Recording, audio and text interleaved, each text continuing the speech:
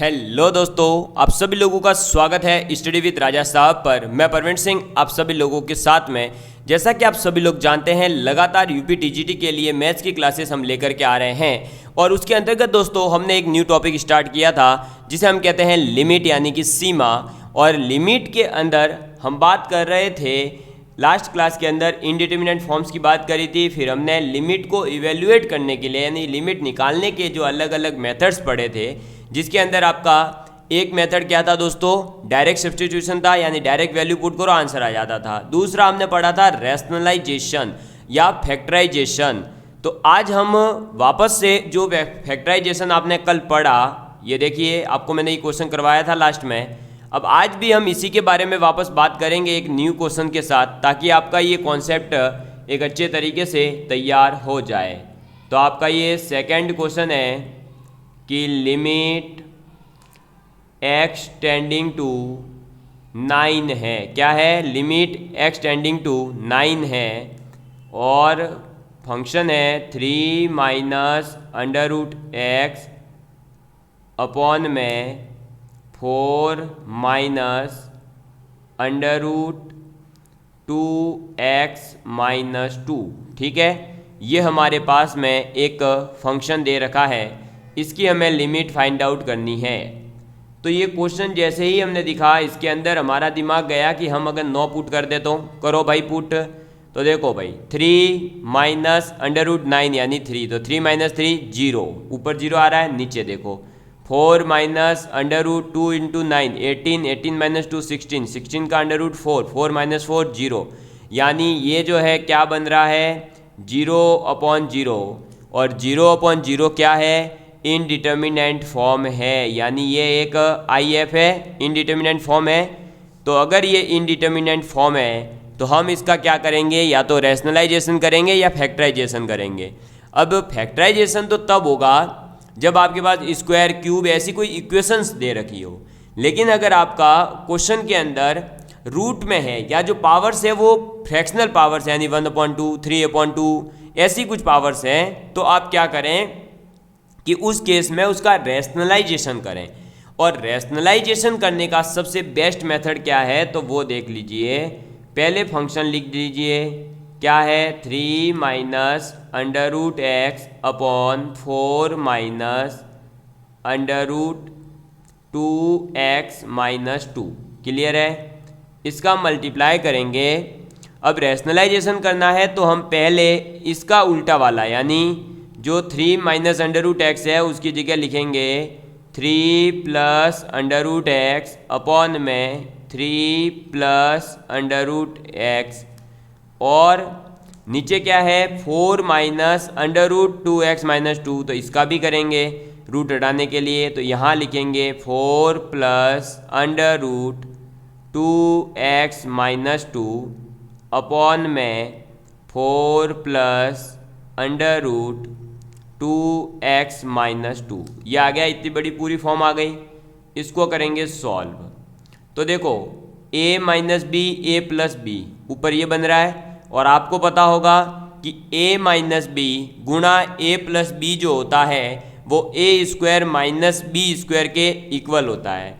तो 3 minus under root x 3 plus under root x, तो इसका मल्टीप्लाई कर देंगे तो a स्क्वायर यानी 3 का स्क्वायर 9, फिर माइनस बी स्क्वायर यानी अंडर रूट एक्स का स्क्वायर x आ जाएगा। तो ये आ गया 9 minus x multiply with 4 plus under root 2x minus 2 upon में क्या हो जाएगा, तो अपॉन में देखिए 3 प्लस अंडर रूट एक्स तो एज इट इज आएगा, 3 प्लस अंडर रूट एक्स ये एज इट इज, और ये क्या है देखो a minus B A plus B, यानी 4 का square 16 minus under root 2x minus 2 का होल स्क्वायर, तो यहाँ आ जाएगा 2x माइनस 2 का स्क्वायर करके ये। अब इसको थोड़ा सा हम सिंप्लीफाई करेंगे, कैसे, तो 9 minus x as it is रखो, और ऊपर 4 plus under root 2x minus 2 ये हो जाएगा, अपॉन में क्या हो जाएगा तो 3 plus under root x as it is, और इसको थोड़ा सा एक्सपेंड करेंगे तो ये आ जाएगा 16 माइनस 2x और ये माइनस माइनस प्लस का 2, यानी ये हो जाएगा 18 माइनस 2x। ये हो जाएगा 18 माइनस 2x हो जाएगा ना दोस्तों। अरे भाई यही होगा, समझ में आई बात। तो अब ये बन गया हमारा 18 माइनस 2x। अब आप ये बताइए कि अब ये और कोई सिंप्लीफाई कहीं से हो सकता है क्या?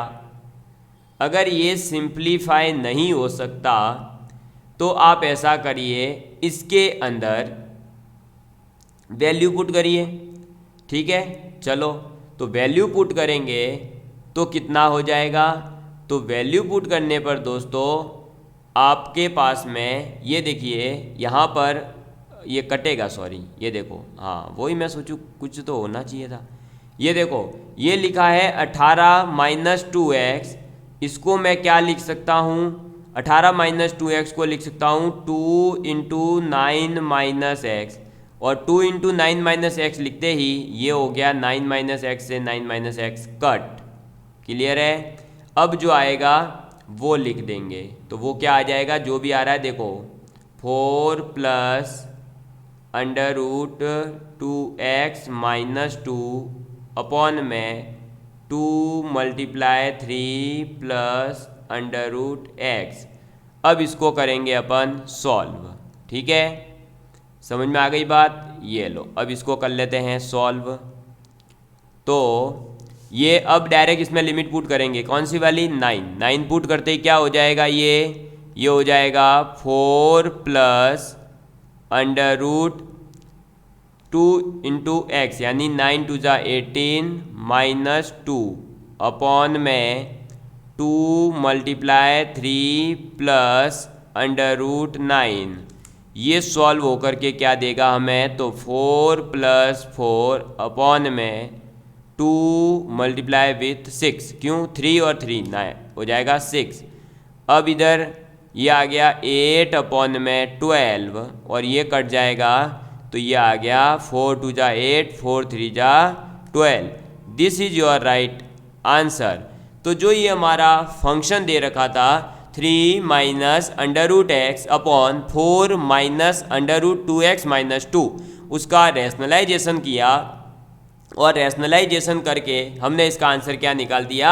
2 अपॉन में 3। समझ में आई बात? क्लियर है? तो फैक्टराइजेशन तो आप तब करोगे, फैक्टराइजेशन कब करोगे? जब आपका स्क्वायर, क्यूब, ऐसी जो एक परफेक्ट कुछ इक्वेशंस दे रखी हो। अगर आपके ऐसे रूट वाली इक्वेशंस आ रही है तो आप रैशनलाइजेशन ही करिए, तो जल्दी सॉल्व हो जाएगा। समझ में आ गई बात? क्लियर है? तो एक रैशनलाइजेशन का क्वेश्चन करवा दिया, एक फैक्टराइजेशन का क्वेश्चन करवा दिया। अब हम बढ़ते हैं नेक्स्ट कॉन्सेप्ट की ओर। तो हमने इससे पहले कौन कौन सा मेथड पढ़ लिया दोस्तों? डायरेक्ट सब्स्टिट्यूशन पढ़ लिया। डायरेक्ट सब्स्टिट्यूशन के बाद में हमने क्या पढ़ लिया? हमारा रैशनलाइजेशन और फैक्टराइजेशन। और अब हमारा आ जाता है थर्ड नंबर पर दोस्तों, लॉ ऑफ लव, यानी LOL, लॉल, जिसे कहा जाएगा लॉ ऑफ लव। क्या कहा जाएगा? लॉ ऑफ लव कहा जाएगा। ये लिमिट के अंदर एक बहुत ही शानदार कॉन्सेप्ट है।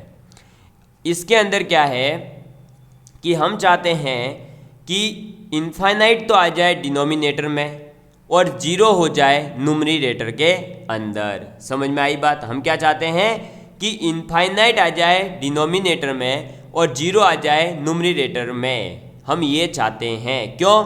जैसे ही डिनोमिनेटर में किसी के भी इनफाइनाइट आएगा उसका आंसर जीरो हो जाएगा, और किसी के भी न्यूमरेटर में जीरो आ जाएगा तब भी उसका आंसर जीरो हो जाएगा। तो हम ऐसा कुछ चाहते हैं कि ऐसा हो जाए। ठीक है, चलिए इसके लिए सबसे पहले आपको एक कंडीशन याद रखनी पड़ेगी कि सपोज करिए आपके ये दे रखा हो limit x tending to infinity a0 x की power n plus a1 x की power n minus 1 plus a2 x की पावर n माइनस 2। ठीक है, और ये चलते चलते चलते जा रहा है कहाँ तक, तो an-1 x plus an, clear है। और एक सेकेंड रुकिएगा, थोड़ा सा, बस स्ट्रेट लाइन आ जाएगी और कुछ नहीं, ये लो। और डिवाइड में क्या होगा, तो डिवाइड में होगा b0 x की power m plus b1 x की power m-1 plus b2 x की पावर m-2, और ये सब चलता रहेगा कहाँ तक, तो ये चलेगा b की power m-1 into x plus bm। समझ में आ गई बात। लिमिट एक्सटेंडिंग टू इन्फिनिटी है, ऊपर भी एक x की पावर n में कोई इक्वेशन दे रखी है सपोज करिए, और नीचे भी x की पावर m में कोई एक अलग से इक्वेशन दे रखी है, यानी ऊपर भी इक्वेशन है, नीचे भी आपके एक इक्वेशन दे रखी है। अब इसके अंदर 3 केस बनेंगे, वो तीनों केस आपको याद रखने हैं और वही हमारे तीनों केस आंसर हैं। पहला केस है a0 अपॉन में b0 हो जाएगी ये लिमिट, ठीक है, या फिर ये लिमिट 0 हो जाएगी, या फिर ये लिमिट प्लस माइनस इनफाइनाइट हो जाएगी। क्या हो जाएगी, देखो पहला केस है a0 अपॉन b0 होगी, दूसरा है 0 होगी, थर्ड है प्लस माइनस इनफाइनाइट होगी। a0 अपॉन b0 कब होगा, if n is equal to m है, यानी ऊपर और नीचे दोनों ही जगह अगर आपके पास में जो है आपकी पावर्स जो दे रखी है, यानी ऊपर भी स्क्वायर है नीचे भी स्क्वायर है, या हम कह सकते हैं ऊपर भी क्वाड्रेटिक इक्वेशन नीचे भी क्वाड्रेटिक इक्वेशन, या ऊपर क्यूबिक नीचे भी क्यूबिक, ऊपर 4 नीचे भी 4, तो आंसर हो जाएगा डायरेक्ट क्या, जो हाईएस्ट पावर के आपके x आ रहा है उसके जो कोफिशिएंट्स होंगे a0 और b0 उनका रेशियो आपका डायरेक्ट लिमिट आंसर हो जाएगा। 0 कब आंसर होगा, 0 तब आंसर होगा जब आपका m जो है वो बड़ा हो जाए, यानी कि ऊपर लीनियर इक्वेशन है तो नीचे स्क्वायर क्वाड्रेटिक, ऊपर क्वाड्रेटिक है तो नीचे क्यूबिक, ऊपर क्यूबिक है तो नीचे क्वाड्रेंट, ऊपर क्वाड्रेंट है तो नीचे 5 वाली पावर, ऐसे। और प्लस माइनस इनफाइनाइट कब हो जाएगा, जब आपके ऊपर वाला यानी न्यूमरेटर जो है उसकी पावर ज़्यादा हो। समझ में आ गई बात, क्लियर है। तो लॉ ऑफ लव यानी लॉल क्या कहता है, लॉल कहता है कि बेटा a0 अपॉन b0 आंसर होगा अगर दोनों की पावर सेम है तो। इसीलिए मैंने जो फैक्टराइजेशन वाला क्वेश्चन करवाया था उसमें आप इस क्वेश्चन को कर सकते थे। m अगर ग्रेटर देन n है तो 0, n is greater than m, then plus minus infinite is your right answer. Okay, अब अपन करते हैं क्वेश्चंस, तो आपको पता चल जाएगा कि कैसे हमारा आंसर आ जाता है। चलिए, अरे अरे अरे अरे एक सेकेंड, अच्छा ये 2 बार हो गया, 1 सेकेंड। तो दोस्तों हम जो लॉ ऑफ लव पढ़ रहे हैं उस लॉ ऑफ लव के अब हम कुछ क्वेश्चन प्रैक्टिस करेंगे ताकि हमारे जो है क्वेश्चन समझ में भी आ जाए और हमें ये लॉ ऑफ लव जो लिखवाया वो भी समझ में आ जाए। पहला क्वेश्चन लिया है मैंने दोस्तों आपका, बहुत ही इजी है, देखिएगा। बस यहाँ पर एक चीज़ का याद रखना ज़रूर कि लिमिट जो है वो क्या दे रखी है, एक्स टेंडिंग टू इन्फिनिटी होनी चाहिए, ठीक है। अगर यहाँ कहीं 0 दे रखा होता तो अपन पहले x को कॉमन लेके इसकी लिमिट इनफाइनाइट बनाने की कोशिश करेंगे, ठीक, उसके बाद लॉ ऑफ लव लगाएंगे। अब ये दे रखा है, अब इधर देखिए एक्स टेंडिंग टू इन्फिनिटी ही है, क्लियर है। और देखो फिर तो अब डायरेक्ट क्या आंसर हो जाएगा, a0 अपॉन में b0। अब a0 कितना है 4 अपॉन b0 कितना है 2, तो आंसर कितना आया 2। बस यही लिमिट है हमारी, समझ में आ गई बात। तो इस पूरे फंक्शन की लिमिट कितने हो जाएगी 2। अब आप इसका फैक्टराइजेशन करते हैं, फिर काटते हैं, फिर लेफ्ट हैंड निकालते हैं, फिर राइट हैंड निकालते हैं, फिर इक्वल प्रूव करते हैं, उससे बढ़िया डायरेक्ट आंसर आ गया 2। तो ये है हमारा लॉ ऑफ लव। और लव तो आप उसी से करोगे जो जल्दी जल्दी हो जाए। तो जल्दी जल्दी क्या होता है, ट्रिक से क्वेश्चन होता है, तो ट्रिक क्या है, लॉ ऑफ लव है। चलो ठीक है भाई, दुनिया गोल है अल्टीमेटली। तो अब ये क्वेश्चन करते हैं। तो देखो लिमिट एक्सटेंडिंग टू इन्फिनिटी है वापस से, और ऊपर है 3x प्लस 5 यानी ऊपर है लीनियर, नीचे क्या है x square minus 2x plus 3। आपको मैंने अभी जस्ट बताया था कि जब भी ऊपर पावर कम है और नीचे पावर ज़्यादा है तो आप सीधा सीधा क्या कर दोगे, 0 आंसर। और बिल्कुल 0 ही होगा इसके अकॉर्डिंग। ये देखो नीचे वाले की पावर ज़्यादा है तो 0 आंसर होता है, तो इसका भी आंसर कितना है 0 है। कुछ करना नहीं है क्या सर? अरे भाई क्या करेगा, जीरो आंसर है। बोला ना बाबा जीरो आंसर, फिर जीरो। अब देखो, अगर किसी को विश्वास नहीं होता हो, किसी को लगता हो लॉ ऑफ लव मैं क्यों लगाऊं, मैं तो इसको सॉल्व करना चाहता हूं, तो देख इसको ट्रिक है सॉल्व करने की, या चाहे इसको उठाओ चाहे इसको उठाओ, मैं इसको ही उठा लेता हूं। देखो ऊपर से आप x कॉमन ले लो। क्या ले लो? चलो एक्स स्क्वायर का ऊपर से आप कॉमन ले लो, तो आप एक्स स्क्वायर को कॉमन लोगे तो क्या बचेगा, 3/x प्लस 5/x स्क्वायर। भाई कर लो मल्टीप्लाई, 3x प्लस 5 वापस आ रहा है, तो यही हुआ। नीचे देखो एक्स स्क्वायर जैसे ही कॉमन लिया क्या बन जाएगा, 1 minus 2/x plus 3/x square, यही बचेगा, यही आएगा अपने पास में। अब देखो आप इसके अंदर एक्स स्क्वायर से एक्स स्क्वायर तो उड़ा दोगे, कॉमन आया वो तो उड़ गया। अब जो बचा हुआ है उसमें डायरेक्ट लिमिट पुट करो। जैसे ही आप इनफाइनाइट पुट करोगे, ये भी जीरो, ये भी प्लस का जीरो, ये जीरो, अपॉन में 1 माइनस 0 प्लस 0, अल्टीमेटली क्या बन गया, 0/1, तो ये क्या आ गया, जीरो।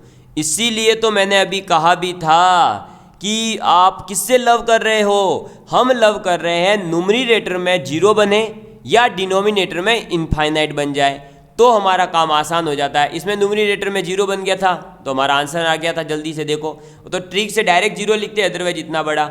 आप इसमें भी सॉल्व कर सकते हो, करो इसको। देखो इन एक्स स्क्वायर कॉमन ले लो, जैसे ही एक्स स्क्वायर कॉमन लोगे क्या बचेगा, 4 plus 5/x plus 7/x square. समझ में आई बात?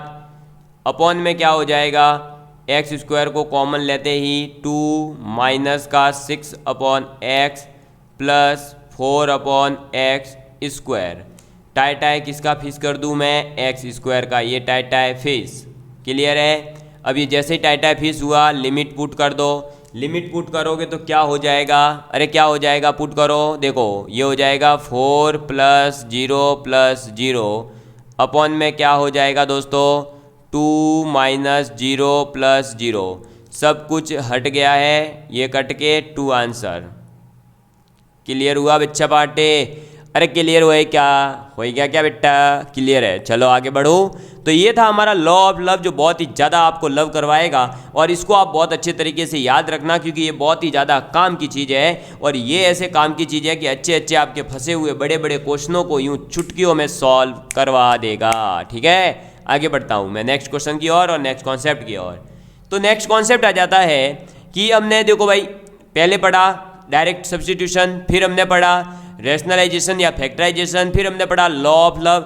अब हम आगे लिमिट को और अच्छे तरीके से फाइंड आउट करने के लिए पढ़ने जा रहे हैं। क्या दोस्तों, हम पढ़ने जा रहे हैं लिमिट्स यूजिंग बाइनोमियल थ्योरम। हम लिमिट फाइंड आउट करेंगे, लेकिन किससे, बाइनोमियल थ्योरम्स को यूज करके। जो बाइनोमियल थ्योरम है उसको यूज करके हम कैसे लिमिट निकाल सकते हैं। तो बाइनोमियल थ्योरम को यूज करने के लिए सबसे पहले मेरे पास में 3 फॉर्मूलाज है जो याद कर लूँ मैं।